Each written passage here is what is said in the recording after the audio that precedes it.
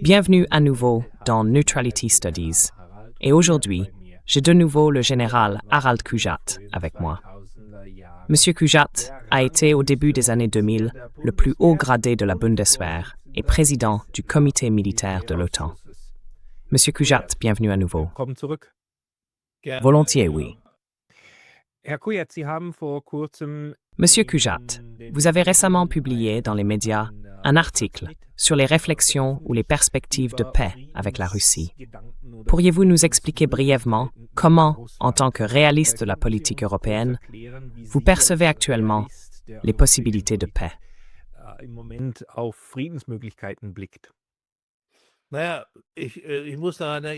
Eh bien, je dois rappeler que nous étions un groupe, je n'étais pas seul, c'était un groupe, composé entre autres de Peter Brandt, le fils aîné de Willy Brandt, de Michael von der Schulenburg, ancien haut fonctionnaire des Nations Unies, et bien sûr de Horst Teltschik, ancien conseiller pour la politique de sécurité auprès d'Helmut Kohl, que je connais très bien depuis notre temps commun à la chancellerie fédérale.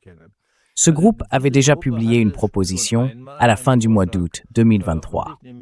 Mais la situation était alors différente. Depuis, les choses ont évidemment évolué, en particulier la situation militaire qui s'est transformée de manière dramatique.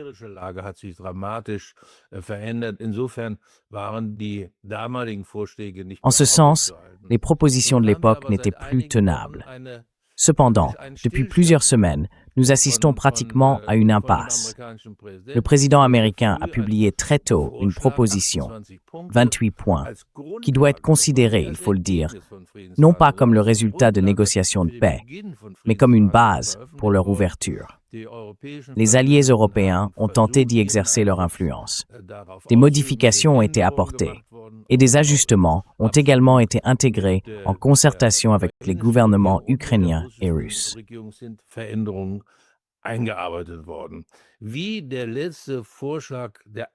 On ne sait pas à quoi ressemble exactement la dernière proposition, c'est-à-dire l'actuelle. Nous ne connaissons que les différentes versions intermédiaires. Et nous savons que, selon l'Ukraine, Zelensky parle d'environ 10%. Certaines de ces questions ne sont pas encore résolues. Il faut bien sûr préciser que ces questions ne peuvent pas être réglées à l'avance.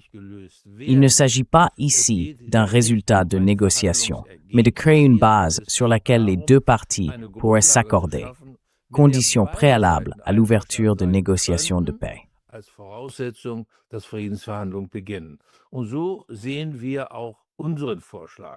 Et c'est ainsi que nous voyons aussi notre proposition. Nous avons essayé d'apporter une solution aux questions qui, selon nous, restent ouvertes, en particulier les plus difficiles. Mais il faut d'abord dire ceci. Il s'agit maintenant, bien sûr, tout particulièrement, de faire quelque chose pour l'avenir de l'Ukraine. Les tueries doivent, comme Trump l'a souvent répété, cesser.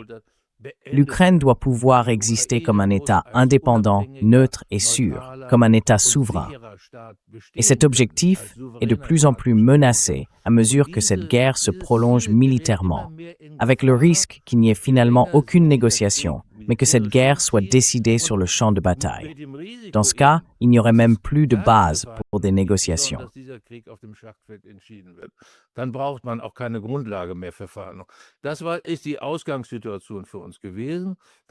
C'était notre point de départ. Ensuite, nous avons identifié les différents aspects difficiles. Le premier concerne la question territoriale. Autrement dit, existe-t-il une solution à la demande de la Russie de faire d'une région de l'Est de l'Ukraine, dont il faut encore préciser laquelle, un territoire russe? Et l'Ukraine serait-elle prête à l'accepter? Ensuite, il y a la question de l'adhésion à l'OTAN, qui revient sans cesse, a joué un rôle dès le début, et a toujours été, il faut le dire clairement, un point inacceptable pour la Russie.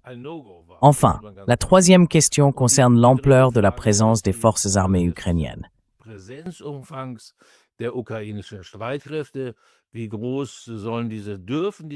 Quelle devrait être, du point de vue russe, la taille de ces forces armées et quelle devrait-elle être du point de vue ukrainien?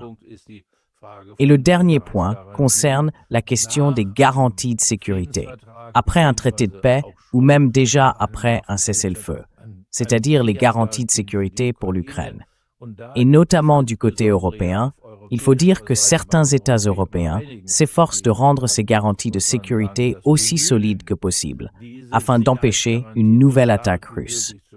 C'est la base de départ, et c'est à partir de là que nous avons formulé nos observations.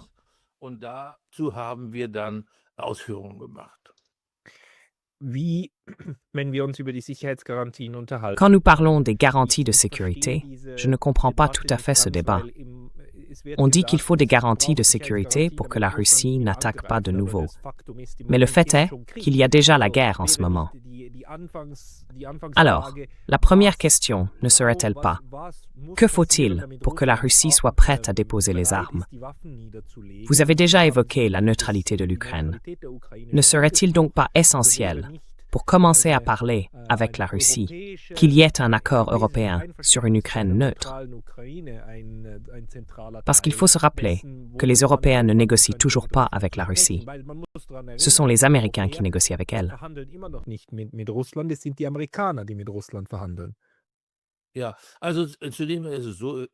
Oui, il faut bien sûr qu'il y ait au final un résultat, c'est-à-dire un traité de paix, et éventuellement, ou même de préférence, sur le chemin menant à ce traité de paix, déjà pendant les négociations. Ainsi, lorsqu'une certaine base de confiance aura été établie, lorsque des règles acceptées par les deux parties pour un cessez-le-feu auront été élaborées, il pourrait y avoir, comme étape intermédiaire, un cessez-le-feu. Mais à la fin, il faut qu'il y ait un traité de paix. Et il faut garder à l'esprit que ce traité de paix devra être signé par la Russie et par l'Ukraine.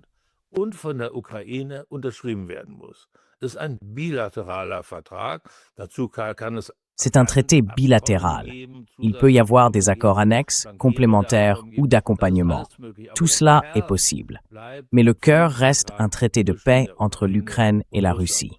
C'est pourquoi il est important de prendre en compte les intérêts de la Russie et de l'Ukraine. Ce traité doit bien sûr aussi être acceptable pour les Européens et pour les États-Unis. Je le répète, le cœur, c'est l'accord entre les parties belligérantes. C'est le point décisif. Et dans ces traités, il doit naturellement y avoir des règles destinées à empêcher une reprise des combats. Autrement dit, ces règles doivent être compatibles avec les intérêts des deux parties en guerre.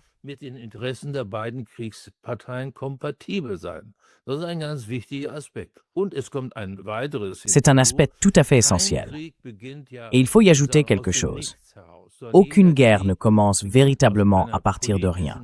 Chaque guerre naît d'une situation politique donnée et conduit à une nouvelle situation politique. Ce qui est décisif, c'est d'éliminer les causes qui, dans cette situation politique initiale, ont été déterminantes pour le déclenchement de la guerre. Sinon, si on les contourne ou qu'on les ignore, elles continuent naturellement d'exister, mais développent leur propre dynamique, et tôt ou tard, on en arrive de nouveau au déclenchement d'une guerre. Et cela doit bien sûr être évité. Dans ce contexte, les garanties de sécurité pour l'Ukraine jouent également un rôle tout à fait essentiel.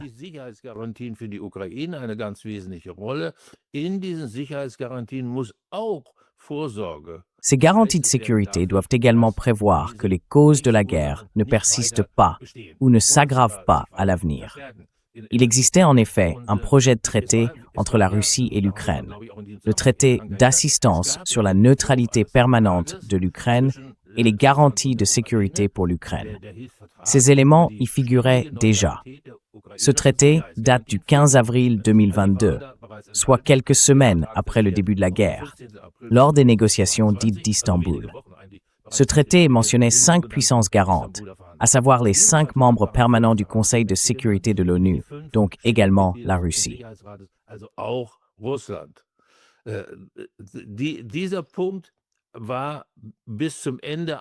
Ce point est resté en réalité controversé jusqu'à la fin, et cela pour une raison très simple.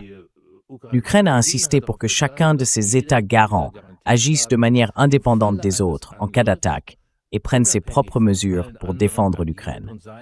La Russie, en revanche, avait auparavant exigé un vote entre les puissances garantes, une sorte de coordination, dirais-je.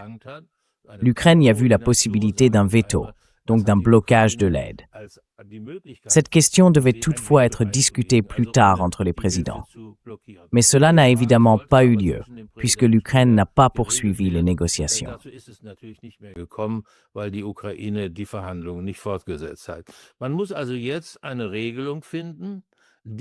Il faut donc maintenant trouver une réglementation qui exclut une telle situation. Et il existe la coalition des volontaires, qui s'est déjà déclarée prête à agir. Les États centraux sont la France, le Royaume-Uni et l'Allemagne, mais d'autres pays européens doivent également participer à ces mesures de garantie. Ce qui est décisif, c'est que la désignation des États garants soit faite par l'Ukraine et que ces États désignés soient acceptés par la Russie. C'est donc un point très difficile qu'il faut surmonter.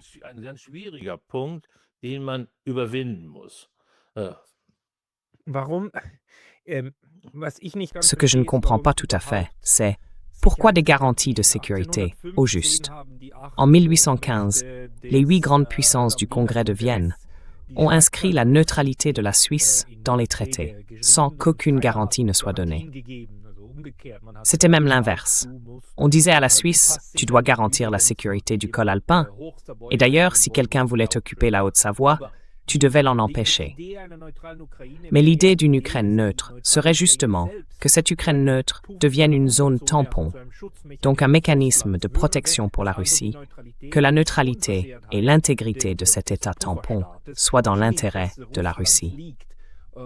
Dans ce scénario, où aurait-on encore besoin de garanties de sécurité? Car de l'autre côté, l'Ukraine serait aussi un État tampon pour les Européens, donc il serait dans l'intérêt de tous que personne n'y intervienne.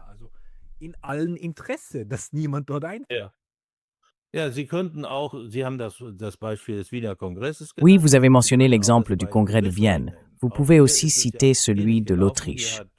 Là aussi, les choses se sont déroulées de manière similaire.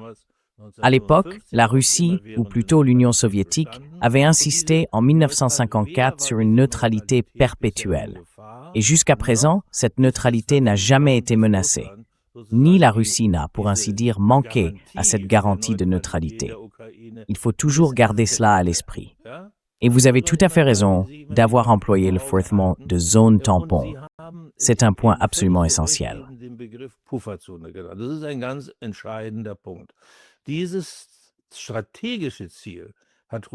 Cet objectif stratégique est poursuivi par la Russie depuis le milieu des années 1990.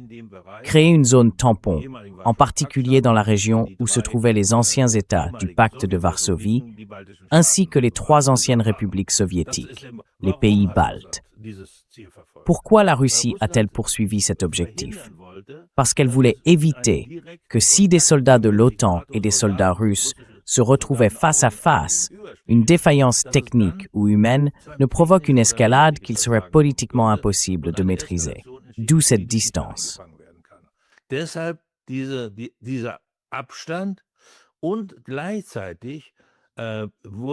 Et en même temps, les Russes faisaient valoir à l'époque que dans cette zone, dans ce cordon sanitaire, comme je l'appellerais, des crises et des conflits pouvaient surgir, touchant les intérêts de sécurité aussi bien de la Russie que de l'OTAN. Et que dans ce cas, les 2 parties devaient être en mesure d'empêcher l'éclatement d'une guerre entre l'OTAN et la Russie, qui pourrait naître de ces crises et de ces conflits. En d'autres termes, pour le dire de façon un peu imagée, il s'agissait d'éteindre un feu couvant avant qu'il ne se transforme en incendie généralisé. C'est aussi pour cette raison qu'une clause a été intégrée dans l'acte fondateur OTAN-Russie de 1987, établissant en substance un mécanisme permettant de dialoguer dans de telles situations et de déterminer les moyens de parvenir à un accord commun.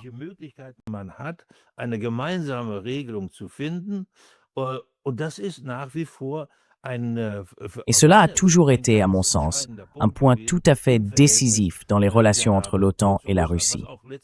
Cela a d'ailleurs conduit à une phase de concertation politique étroite au sein du Conseil OTAN-Russie, mais aussi à une coopération très étroite sur le plan militaire. La grande erreur commise par l'OTAN a été de ne pas avoir suffisamment pris en compte, par la suite, un dispositif destiné à préserver la paix et à prévenir la guerre, élaboré à une époque de collaboration étroite, dans une relation presque amicale, puisque la Russie était alors un partenaire stratégique de l'OTAN. On l'oublie souvent, un partenaire stratégique.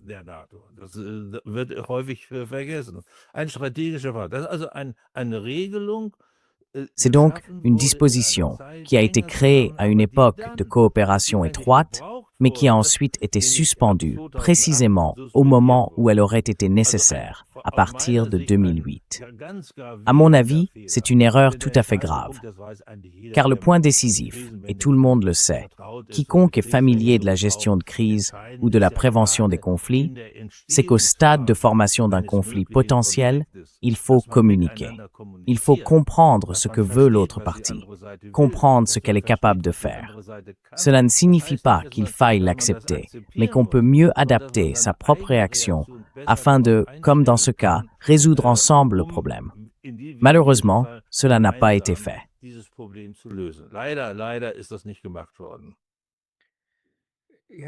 Oui, on avait mis en place une ligne d'assistance.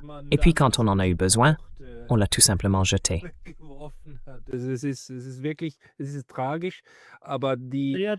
C'est vraiment tragique, mais là, la représentation russe auprès de l'OTAN, il y avait en effet une mission militaire auprès de l'OTAN. J'ai moi-même présidé le Conseil OTAN-Russie des chefs d'état-major, et nous tenions des réunions régulières, tous les 14 jours, et au moins 2 fois par an, en général bien plus souvent, les chefs d'état-major de l'OTAN et le chef d'état-major russe se retrouvaient, s'asseyaient à la même table et résolvaient ensemble des problèmes communs. On oublie tant de choses. Il y a même eu des soldats russes qui ont servi sous commandement de l'OTAN. Ils avaient été placés sous l'autorité de l'OTAN lors de l'intervention au Kosovo. Et cette coopération était excellente. On ne peut pas la qualifier autrement. Les Russes avaient un grand intérêt à participer à cette opération.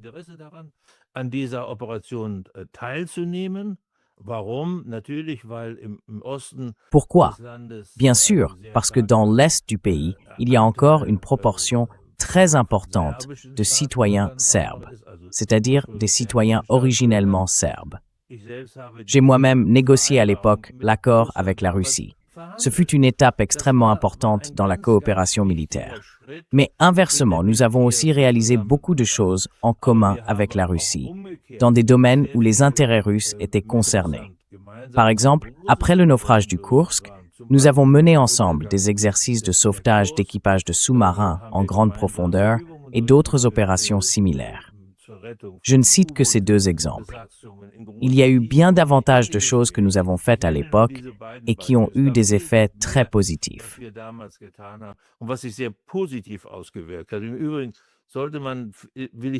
Par ailleurs, je tiens à rappeler dans ce contexte que la fin de la guerre en Ukraine revêt une importance tout à fait particulière pour l'Europe à un double titre.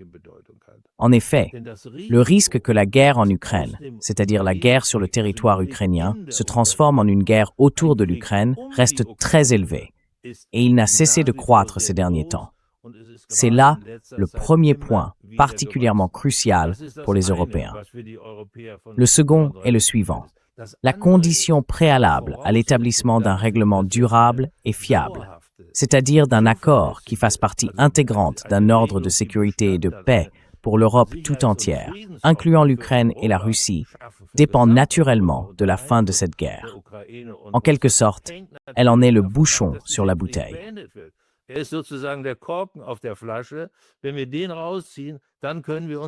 Si nous le retirons, nous pourrons aussi nous atteler à ce travail et rattraper ce que nous avons manqué en 1990, c'est-à-dire le fait de ne pas avoir mis en œuvre la Charte de Paris, ni pris en compte d'autres propositions venues entre-temps du côté russe.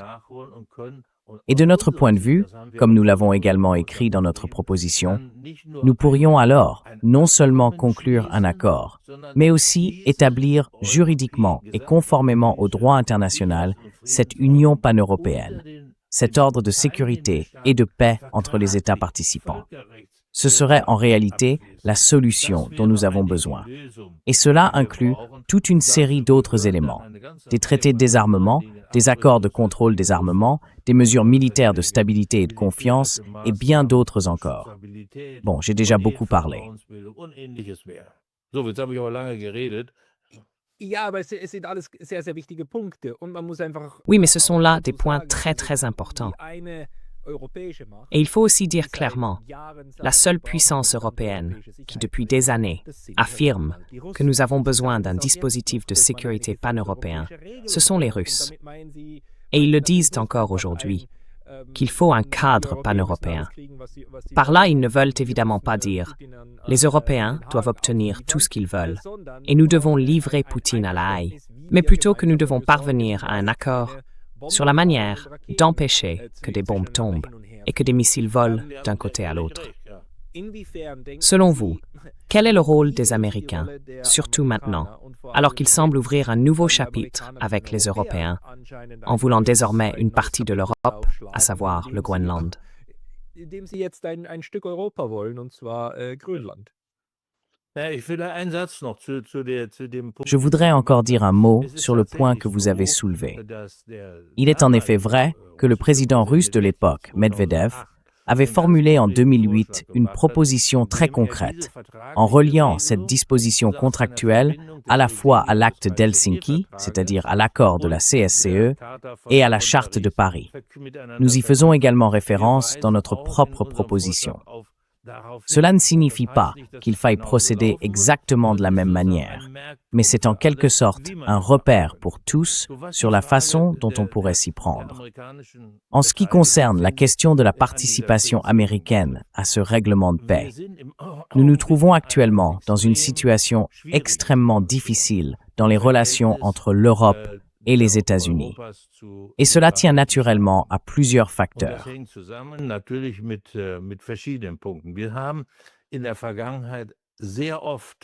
Par le passé, nous avons très souvent simplement accepté ce que les États-Unis exigeaient.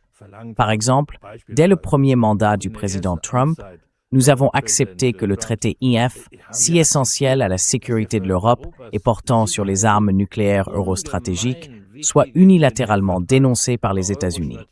Nous n'aurions pas dû le faire. Et ensuite, le gouvernement fédéral a déclaré de manière tout à fait laconique que cette dénonciation était inévitable. Non, elle ne l'était absolument pas. On aurait pu vérifier les accusations que les États-Unis formulaient alors contre la Russie en réactivant tout simplement le régime de vérification prévu par le traité INF.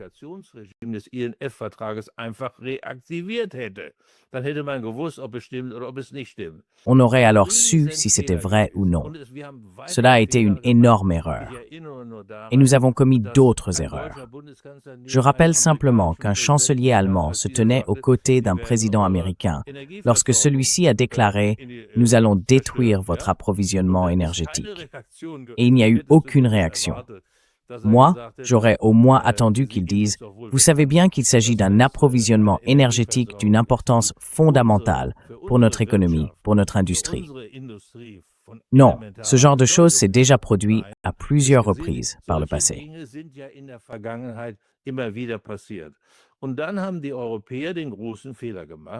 Et puis, les Européens ont commis la grande erreur de se placer dans cette guerre qui se déroule entre la Russie et l'Ukraine et qui, dès le début, a aussi été une guerre par procuration entre les États-Unis et la Russie, simplement et exclusivement du côté de l'Ukraine. Ce qui était certes important, je ne veux pas le minimiser. Lorsqu'un pays au cœur de l'Europe est attaqué, il doit être possible de soutenir ce pays dans sa défense. Mais cela ne doit pas être une voie unidimensionnelle. Il faut une approche double.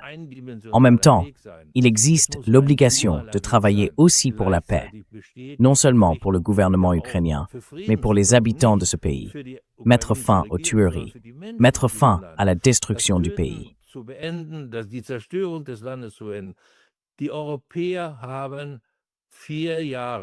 Les Européens n'ont, pendant 4 ans, ni trouvé la force ni la volonté d'initier une telle solution de paix.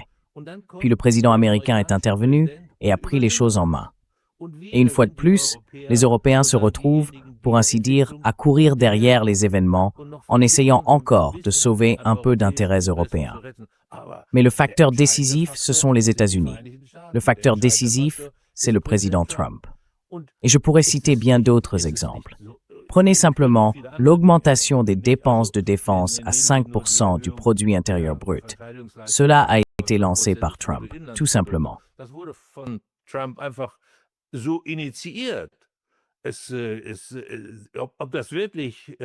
On ne sait pas vraiment si cela a été calculé comme nous l'avions fait en 2004, lorsque nous avions demandé d'augmenter les dépenses de défense à 2% du produit intérieur brut. Ce n'est pas évident. Nous avons simplement suivi cette approche de Trump en permanence. Et maintenant, la limite est dépassée. On exige désormais que le Groenland soit, pour ainsi dire, vendu aux États-Unis ou conquis militairement. Et là, les Européens commettent la prochaine grande erreur. Ce n'est pas une question entre les États-Unis et l'Union européenne. C'est une question de sécurité, comme l'a également dit le président Trump, pour les États-Unis. Il s'agit d'intérêts de sécurité, d'intérêts stratégiques.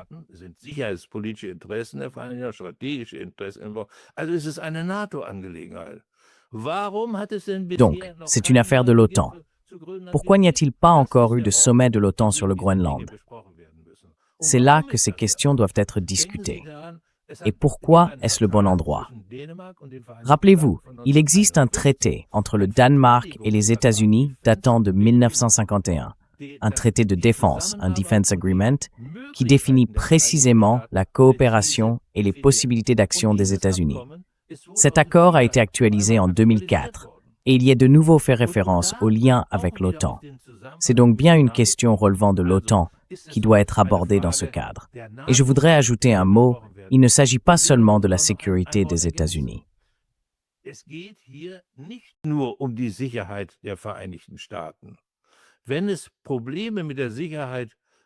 S'il existe des problèmes de sécurité au Groenland, ce sont aussi des problèmes qui concernent les Européens. Il ne doit pas y avoir de zone de sécurité différenciée au sein de l'OTAN, mais bien la sécurité de chaque allié pris individuellement. La sécurité de l'Allemagne ou du Luxembourg est tout aussi importante que celle des États-Unis. C'est donc à ce niveau que cela se joue. Il y a d'ailleurs eu des chanceliers fédéraux qui partageaient ce point de vue. Je pense notamment à Helmut Schmidt, qui en janvier 1979, alors que les États-Unis et la Russie négociaient sur les systèmes stratégiques intercontinentaux et ignoraient totalement le réarmement de l'Union soviétique dans le domaine nucléaire eurostratégique, avait déclaré au président américain de l'époque, Jimmy Carter, « Nous n'acceptons pas de zone de sécurité différenciée. »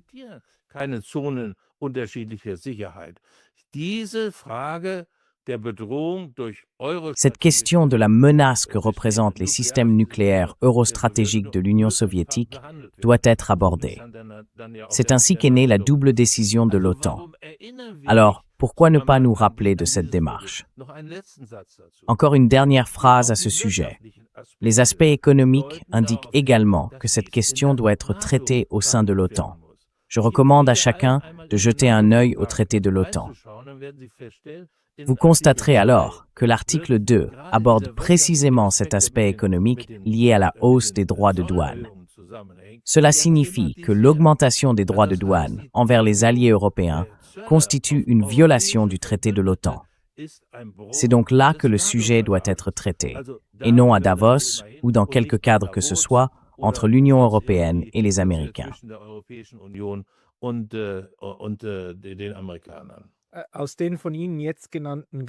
Pour les raisons que vous avez mentionnées, de nombreux analystes ont conclu que les États-Unis ne s'intéressent pas réellement à la sécurité du Groenland, ni à celle de l'OTAN, mais plutôt à des intérêts territoriaux et aux intérêts particuliers du président américain, à savoir être celui qui agrandit le territoire des États-Unis. Quelle est votre opinion à ce sujet?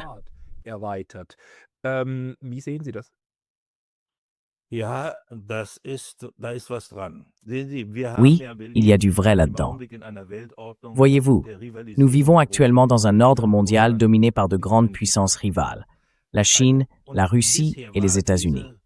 Jusqu'à présent, cet ordre mondial était unipolaire, c'est-à-dire dominé par les États-Unis.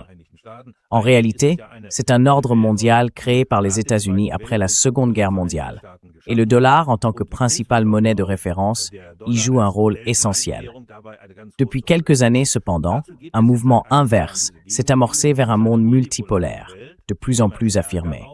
Et je considère que l'objectif supérieur de la politique de sécurité du gouvernement américain est d'empêcher l'émergence d'un véritable monde multipolaire, tout en acceptant plutôt la rivalité entre les grandes puissances.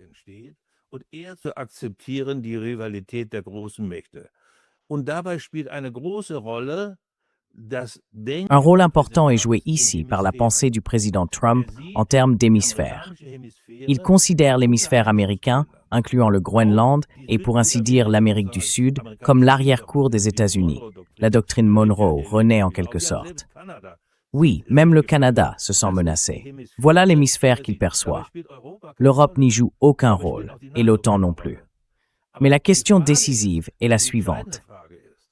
Cela signifie-t-il qu'il est prêt à accorder à chacune des deux grandes puissances rivales sa propre hémisphère, ou non?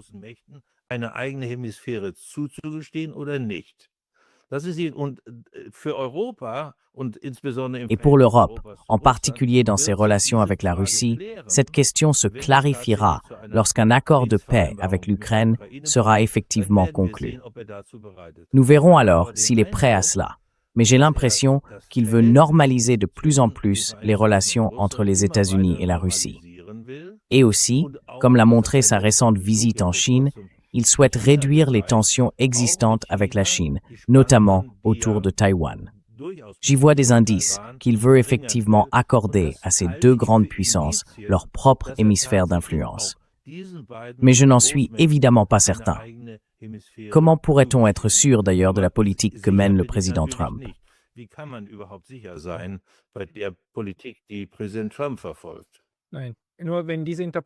Non, seulement si cette interprétation est correcte. La conclusion logique est qu'en fin de compte, l'Europe, en tant qu'espace intermédiaire des relations russo-américaines, devrait, tout comme l'Ukraine, être en quelque sorte neutralisée en tant que zone tampon. C'est à cela que cela aboutirait.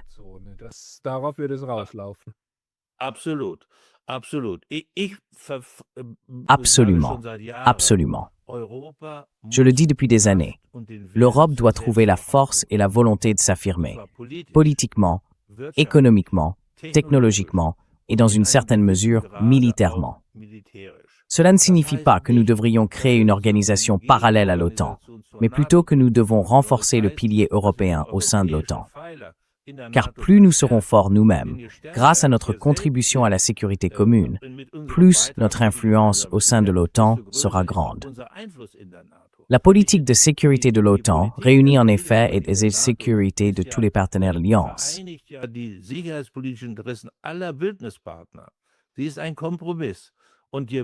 C'est un compromis, et plus on y contribue, plus l'influence est naturellement grande. C'est de là que les États-Unis, et en particulier leur position dominante, disons-le clairement, tirent leur poids au sein de l'OTAN, même s'il faut toujours garder à l'esprit qu'une faible part seulement des dépenses de défense américaines est consacrée à l'OTAN. On prend toujours en compte le budget global. Mais tu peux avoir la carte du monde pour voir où est Spirgworth Court sur l'OTAN gegangen. La situation apparaît tout à fait étonnante.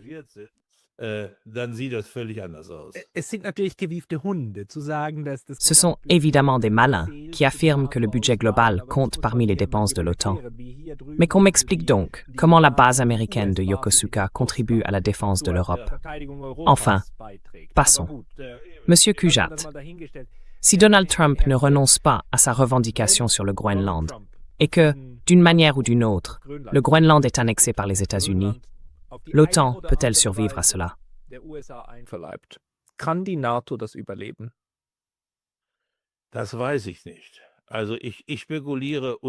Je ne sais pas. Je n'aime pas spéculer. Ce qui est certain, c'est que ce serait un effondrement énorme pour l'OTAN. Et c'est particulièrement grave, car l'OTAN n'a pas joué, au cours des 15 dernières années, le rôle qu'elle aurait dû jouer, mais s'est dispersée. La guerre en Ukraine a joué un rôle important à cet égard. Cette alliance de défense s'est d'une certaine manière épuisée elle-même. Il aurait en réalité fallu que nous essayions, au contraire, de tirer parti de cette période de transition des années 1990, lorsque l'Union soviétique a cessé d'exister et que le pacte de Varsovie a disparu, afin d'en faire bénéficier cette alliance. Cela n'a pas été fait. Nous avons fait le contraire. Das ist nicht geschehen. Wir haben das Gegenteil gemacht. Wir haben im Grunde die Spannungen mit Russland nicht nur. Nous avons en réalité non seulement contribué à renforcer les tensions avec la Russie, je le dis avec prudence, mais bien à les renforcer. Et nous avons malheureusement abandonné, suspendu les bonnes initiatives que nous avions prises au milieu des années 1990, comme je l'ai mentionné, l'acte fondateur OTAN-Russie. Ainsi, la réponse à votre question est en fait une autre. La réponse à votre question est la suivante. L'Europe doit apporter une contribution actuelle et active à la fin de cette guerre. L'Europe doit créer au plus vite un ordre européen de sécurité et de paix, incluant la Russie et l'Ukraine. L'Europe doit devenir un facteur de stabilité géopolitique après toutes ces années. Et cela signifie bien sûr que nous devons aussi faire des efforts pour renforcer notre capacité de défense. Unsere Verteidigungsfähigkeit zu erhöhen. Aber es bedeutet nicht, dass wir uns von Mais cela ne signifie pas que nous nous séparons des États-Unis. C'est un point extrêmement important. Et lorsque j'entends ressurgir des discussions sur un armement nucléaire de l'Allemagne, je ne peux que dire, c'est la chose la plus insensée dont on discute actuellement. Totalement aberrante et contraire à nos intérêts nationaux en matière de sécurité. Nous devons donc, ensemble, j'emploie encore une fois ce terme, contribuer à notre affirmation de nous-mêmes. L'Europe a glissé dans l'insignifiance géopolitique, non seulement à cause de la guerre en Ukraine, mais aussi en raison de nos tensions avec la Chine. In die Bedeutungslosigkeit abgerutscht. Und das ist eben auch ein Faktor. Et c'est justement un facteur qui joue un rôle dans les relations entre le gouvernement américain et l'Europe. Lorsqu'on se discrédite à ce point, on devient le jouet d'intérêts tels que ceux que nous observons actuellement, le Groenland et bien d'autres encore. Non, nous devons devenir un allié adéquat et adulte, je dis délibérément pas un partenaire, des États-Unis. Un allié reconnu, respecté et pris au sérieux. Ce n'est qu'ainsi que nous pourrons défendre nos intérêts européens et nationaux en matière de sécurité, non seulement face à la Russie, non seulement face à la Chine, mais aussi face aux États-Unis.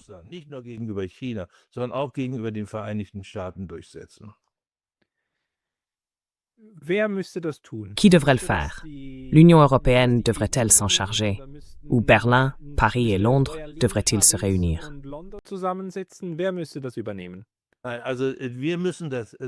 Qui devrait s'en charger? Cela doit se faire au sein de l'OTAN. L'Union européenne est totalement inadaptée à cet effet. Je ne voudrais pas mentionner l'Union européenne dans ce contexte, je ne vais pas développer davantage, mais cela doit se faire à l'intérieur de l'OTAN. Et bien sûr, les grands États européens doivent montrer l'exemple.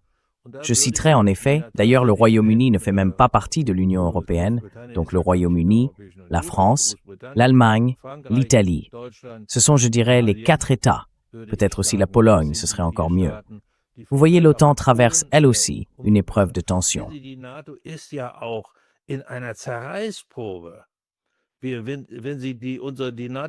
Si vous examinez la politique de l'OTAN à l'égard de l'Ukraine, vous constatez qu'il existe cette coalition des volontaires. C'est ainsi que je l'ai appelée. Mais il y a aussi des États qui suivent une politique totalement différente, comme la Hongrie, la Slovaquie ou par exemple la Tchéquie. Il y a ensuite les pays d'Europe du Sud, qui perçoivent des risques pour leur propre sécurité venant d'une toute autre direction. En somme, maintenir la cohésion de l'OTAN, c'est là le point décisif. Et sur ce plan, les 3 derniers secrétaires généraux de l'OTAN ont échoué. Mais les grands États, y compris l'Allemagne, ont eux aussi mené au sein de l'OTAN une politique qui n'était pas à la hauteur de la taille et de la puissance économique de notre pays. Wir haben das getan, Et nous avons fait cela parce que nous avons nous-mêmes supprimé les conditions nécessaires. En rendant en effet, lors de la réforme de la Bundeswehr en 2011, cette armée pratiquement incapable d'assurer la défense du territoire et de l'alliance, comme l'exige pourtant notre Constitution, puisqu'elle n'était plus prévue que pour des missions à l'étranger. Et maintenant, nous nous efforçons de corriger cette erreur. Mais un tel processus prend évidemment beaucoup de temps. Je veux le rappeler encore une fois. Nous avons toujours dit autrefois que la force de la Bundeswehr et notre influence au sein de l'OTAN sont les deux faces d'une même médaille. Or, cette face de la médaille n'existait pratiquement plus pendant de nombreuses années, depuis 2011. Donc, nous devons agir. C'est très important. Pour cela, nous n'avons pas besoin d'une perception de menace, mais simplement de faire ce que la Constitution exige.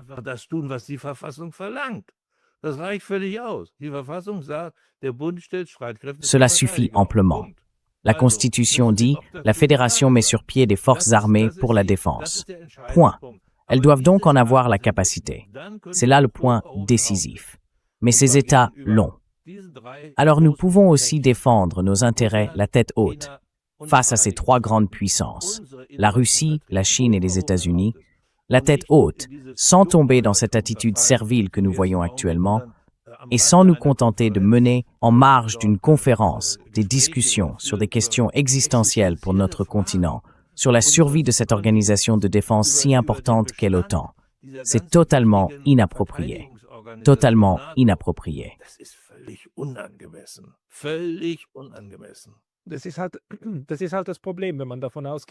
C'est justement là le problème. Lorsqu'on part du principe que les seuls capables d'assurer la sécurité sur le continent sont les armes nucléaires américaines. Si l'on ne se rend pas compte qu'il existe d'autres moyens d'assurer la sécurité, par exemple à travers des structures communes, des échanges et...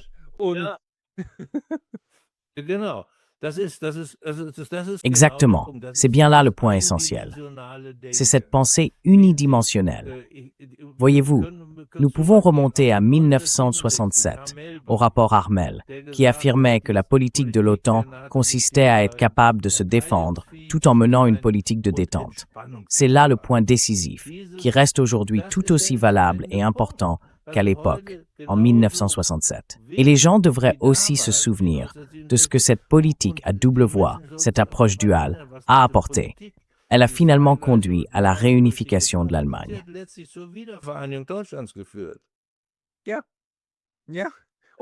Et pour la réunification de l'Allemagne, il fallait le consentement de l'Union soviétique, puis de la Russie. Et ils l'ont donné. Ils ont fait confiance au fait que tout se passerait bien.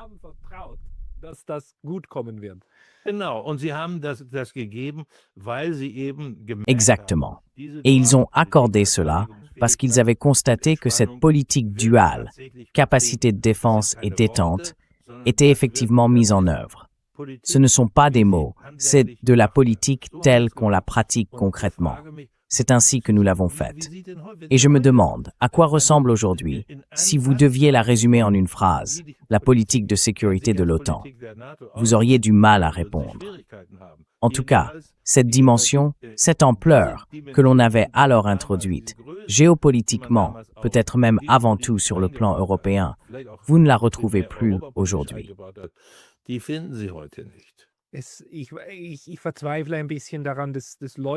Je désespère un peu de voir que les gens qui ne pensent qu'en termes de dissuasion, et ils sont nombreux, oublient complètement qu'il n'existe pas de meilleure sécurité que lorsque personne ne veut attaquer. Sans ennemis, on est en sécurité. Malheureusement, la pensée actuelle est vraiment centrée sur la dissuasion, et uniquement sur la dissuasion. Et cela fait totalement oublier l'autre composante. Elle est vraiment écartée, effacée.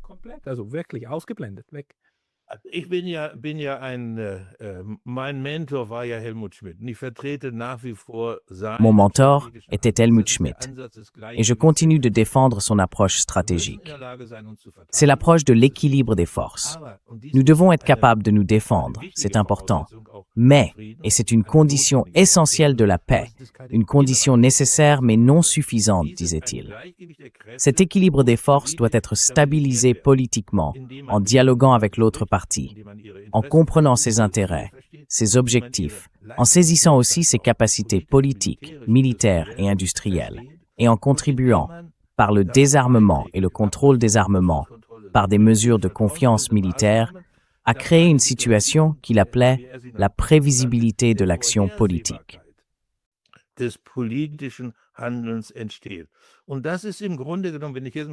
Et c'est, en fin de compte, si je parle maintenant en tant que militaire, exactement ce dont nous avons besoin dans une évaluation de situation militaire.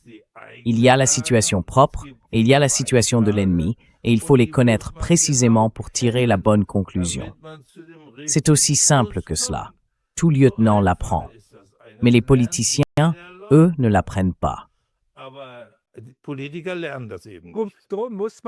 C'est pourquoi il faut aussi comprendre ce que l'autre camp sait faire, fait, veut et réalise réellement, et pas seulement des interprétations correspondant à la manière dont on aimerait voir l'affaire. Oui, exactement. Nous devons changer d'approche. Nous devons aussi devenir plus actifs dans notre politique.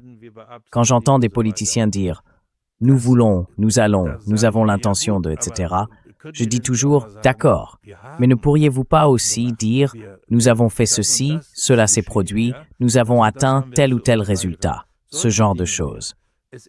En fin de compte, c'est, comment dire aussi, une question de compétence. Et c'est précisément ce que l'on voit dans ce débat autour du Groenland. Il y a vraiment un manque de compétences.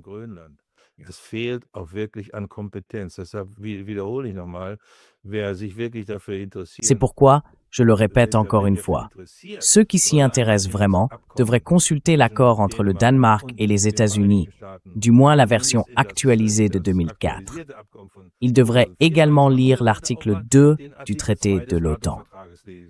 Ils comprendront alors peut-être que le lieu de la décision, le lieu de la conciliation entre alliés, doit se situer non pas à l'extérieur, mais à l'intérieur de ce que nous avons comme organisation et comme instrument.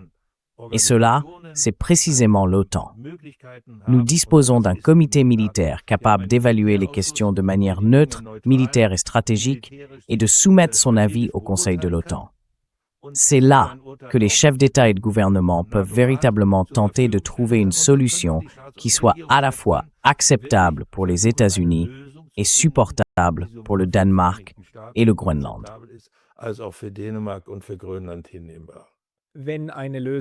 Si une solution est ce que l'on recherche. Mais nous verrons bien ce qu'il en ressortira. Les prochaines semaines seront décisives. Monsieur le général Kujat, merci beaucoup pour le temps que vous nous avez accordé aujourd'hui.